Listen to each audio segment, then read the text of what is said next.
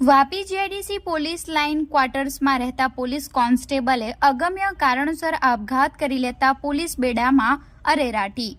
વાપી જીઆઈડીસીના ગુંજન વિસ્તારમાં આવેલા police line ક્વાર્ટરમાં રહેતા અને વલસાડ સિટી પોલીસ સ્ટેશનમાં ફરજ બજાવતા પોલીસ કોન્સ્ટેબલ મનીષ સોમાભાઈ મહેરિયાએ આજે સોમવારે તેમના જ ઘરે ગળે ફાંસો ખાઈ આત્મહત્યા કરી લેતા જિલ્લાના પોલીસ બેડામાં અરેરાટી ફેલાઈ છે।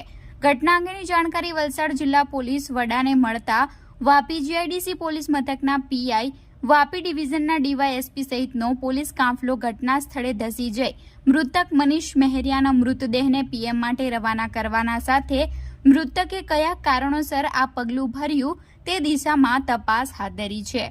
વાપી જીઆઈડીસી પોલીસ મથકમાં મળતી વિગતો મુજબ મૂળ સુરેન્દ્રનગરના વતની 30 વર્ષીય મનીષ સોમાભાઈ મહેરિયા વલસાડ સિટી પોલીસ સ્ટેશનમાં પોલીસ કોન્સ્ટેબલ તરીકે ફરજ બજાવતા હતા। જેઓ પોતાની પત્ની સાથે વાપી જીઆઈડીસીના ગુંજન વિસ્તારમાં આવેલા પોલીસ લાઇનના ક્વાર્ટરમાં રૂમ નંબર 15માં રહેતા હતા, જ્યાં હાલમાં વેકેશન હોય તેમના પત્ની વતનમાં ગયા હતા।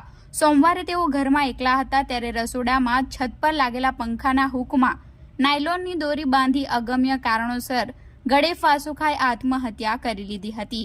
ઘટનાની જાણકારી વાપી જીઆઈડીસી પોલીસને થતા પોલીસ સ્ટાફ ઘટના સ્થળે પહોંચ્યો હતો।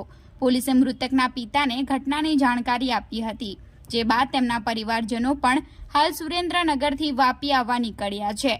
જ્યારે મૃતક મનીષ મહેરિયાના મૃતદેહને પીએમ માટે રવાના કરવાની સાથે મૃતકે કયા કારણોસર આ પગલું ભર્યું તે દિશામાં વધુ તપાસ હાથ ધરી છે।